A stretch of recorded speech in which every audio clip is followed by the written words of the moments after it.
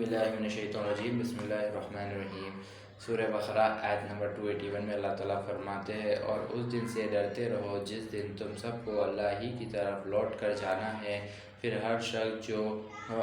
شخص کو اس کے اعمال کا پورا بدلہ ملے گا اور ان پر کوئی ظلم نہ ہوگا۔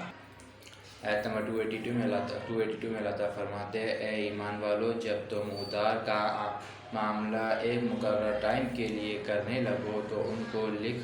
لیا کرو۔ یعنی اللہ تعالیٰ بول رہے کہ اگر تم کچھ ادھار لے رہے تو اس کا ایک ٹائم فکس کر کے اس کو لکھ لیا کرو، اور تمہارے درمیان لکھنے والا انصاف کے ساتھ لکھے۔ یعنی جو بھی تم لوگ کے دو لوگ جو ایک جن جو ادھار دیا اور دوسرا جو ادھار لیا انہیں لکھ لینا، تو جو لکھنے والا ہے نا انصاف کرنے والا رہنا، صحیح انصاف کرنا، اور لکھنے والا لکھنے سے انکار نہ کرے جس طرح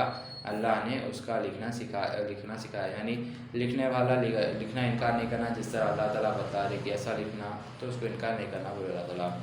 اس کو چاہیے کہ لکھ دیا کرے اور جو وہ شخص لکھوا دے جس کے ذمے وہ حق واجب ہو، اور اللہ سے ڈرتے رہے جو اس کا پروردگار ہے، اور بتانے میں ذرا برابر بھی کمی نہ کرے جس کے ذمے حق واجب ہے، وہ اگر کمزور عقل یا ضعیف بدن والا ہو یا خود لکھنے کی قدرت نہیں رکھتا تو اس کا کارکن ٹھیک لکھ دے، اور اپنے ہی مردوں میں سے دو مرد گواہ بھی کر لیا کرو، اور اگر دو مرد گواہ نہ ملے تو ایک مرد اور دو عورتیں کافی ہے۔ یہ گواہ وہ ہو جو تم پسند کرتے ہو، تاکہ ان دو عورتوں میں سے کوئی ایک بھول جائے تو ان میں وہ ایک دوسرے کو یاد دلا دے، اور گواہ بھی انکار نہ کیا کرے جب وہ گواہ بننے کے لیے بلایا جایا کرے، اور تم اس کے لکھنے سے اٹھایا نہ کرو، چاہے وہ چھوٹا ہو یا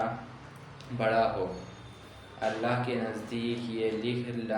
لکھ لینا انصاف کا زیادہ قائم رکھنے والا ہے، اور شہادت کا زیادہ درست رکھنے والا ہے، اور زیادہ سزاوار، مگر یہ سودا دست بدست ہو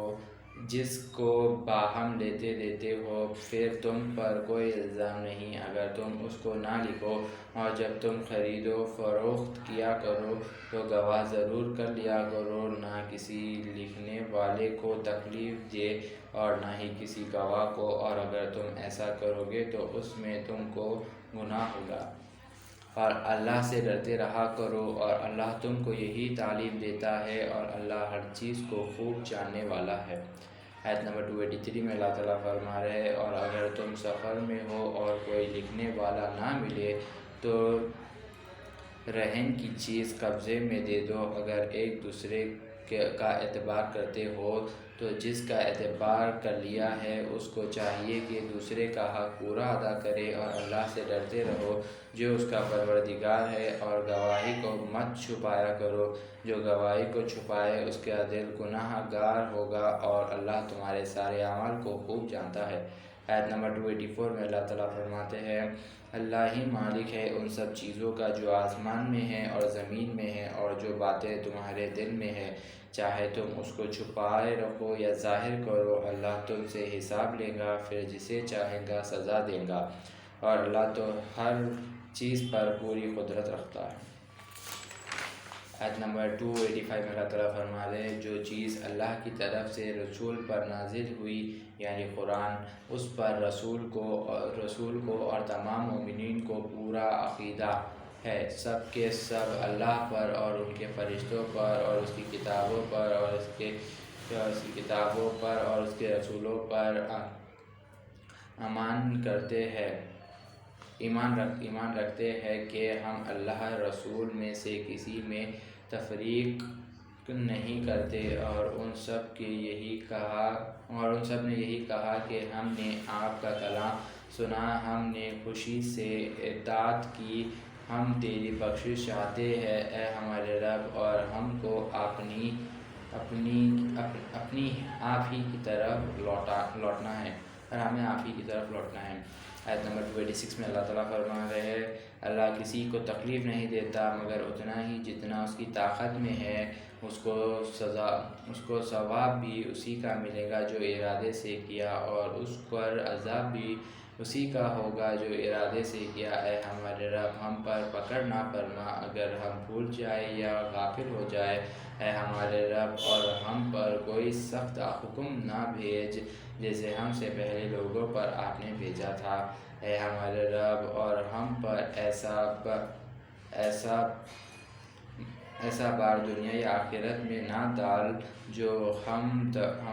ہم برداشت نہ کر سکے، ہم سے درگزر فرما اور ہم کو بخش دے، ہم پر رحم فرما، آپ ہمارے کارساز ہے اور ہمیں کافروں پر غلبہ اور نصرت عطا فرمائے۔ صدق اللہ العظیم و صدق مولانا رسول الکریم۔